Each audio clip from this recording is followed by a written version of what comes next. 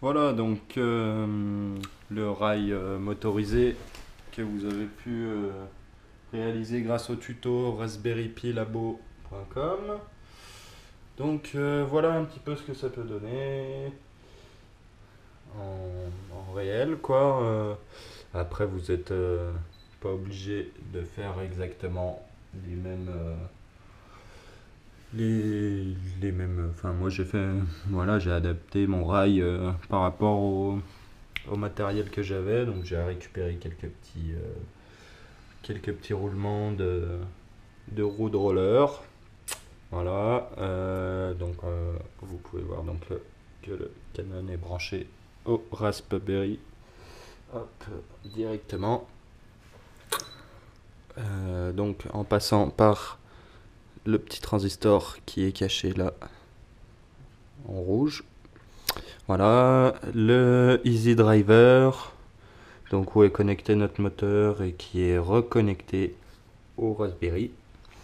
À côté, on a le rack de piles qui sert à alimenter donc les e-drivers avec le moteur et la batterie qui alimente le Raspberry Pi.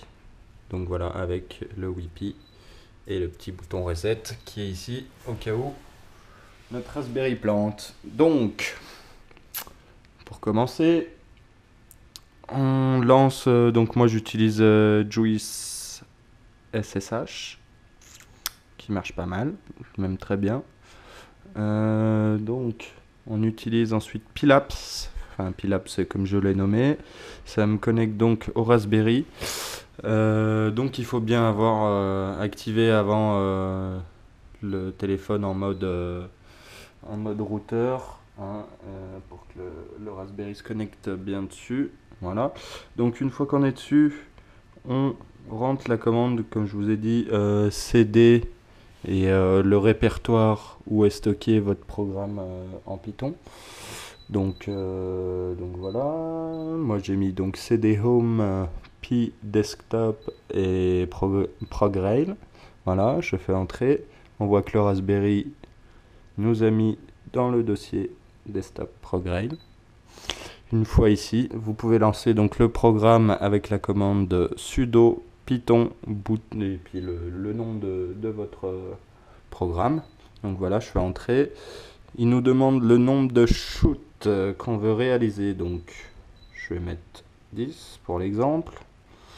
Le temps entre chaque déclenchement. Donc là, il faut bien réfléchir à combien de temps de pause votre appareil photo va faire. Donc là, par exemple, moi, on peut voir que je suis à 30 ici. Donc voilà.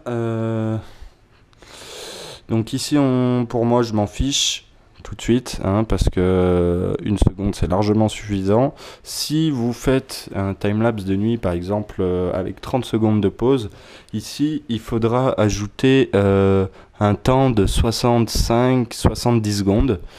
Qui correspond en fait aux 30 secondes de pause de l'appareil photo, plus les 30 secondes à peu près où il va écrire la photo sur la carte.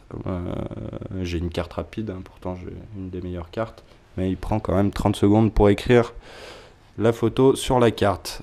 Donc 30 plus 30 ça fait 60 et on se laisse 5-10 secondes de marge parce que des fois c'est un petit peu plus long, un petit peu moins.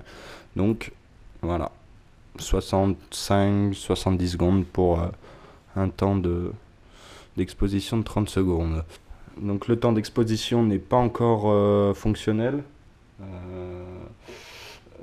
C'est encore une amélioration qu'il faut qu'on apporte à la Pilaps Box parce que pour l'instant en fait le Raspberry ne déclenche pas l'appareil photo de lui, enfin il déclenche l'appareil photo de lui-même mais ce n'est pas lui qui gère le temps d'exposition de l'appareil photo. Donc là je mets une seconde, hein, c'est pour vous montrer. Voilà, donc l'appareil prend des photos et on peut voir ici que le rail avance tout doucement. Là j'ai réglé un tout petit chiffre qui fait avancer le rail vraiment doucement. Après, on peut régler à ce qu'on veut. Et donc voilà, il nous met à chaque fois le nombre de shoots restants. Voilà. Donc c'est plutôt cool. Et voilà, donc là on peut voir que sur les 10 shoots, ça a marché, ça a bien marché. Il n'y a eu aucun souci. Le problème qu'on a pour l'instant, à cause du bouton qui déclenche en fait la fin du rail, quand le rail arrive en fin de course, le bouton déclenche l'arrêt du programme pour éviter de tout casser. Donc c'est pas mal, mais pour l'instant, il se déclenche tout seul. Enfin, il se déclenche pas tout seul. C'est moi qui ai dû faire une petite erreur dans le programme.